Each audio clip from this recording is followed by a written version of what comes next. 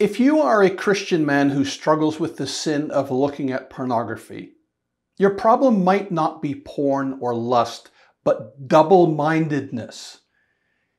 You are in two minds about your sin. Part of you loves your sin and part of you hates it. And so you continue to struggle in defeat. This is what James teaches in the New Testament book that bears his name. Draw near to God, and he will draw near to you. Cleanse your hands, you sinners, and purify your hearts, you double-minded. James tells you and me that our walk with the Lord must be one of humility. We are to submit to God, draw near to God, cleanse our hands, and purify our hearts. And just who exactly are the ones who need their hearts purified? Well, James tells us, the double-minded. That is, those who are wavering and vacillating.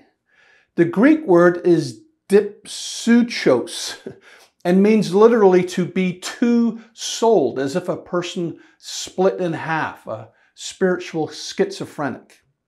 You likely know this experience of being double-minded.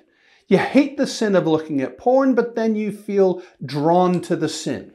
Then you're tempted. You look at some porn. You masturbate.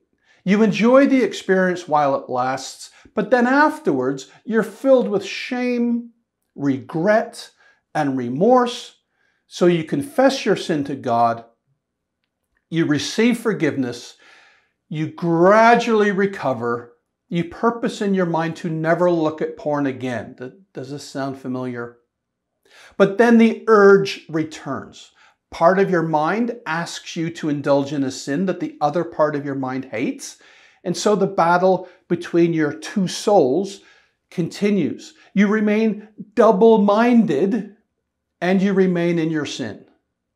James tells you and me that the cure for double-mindedness is to purify your heart.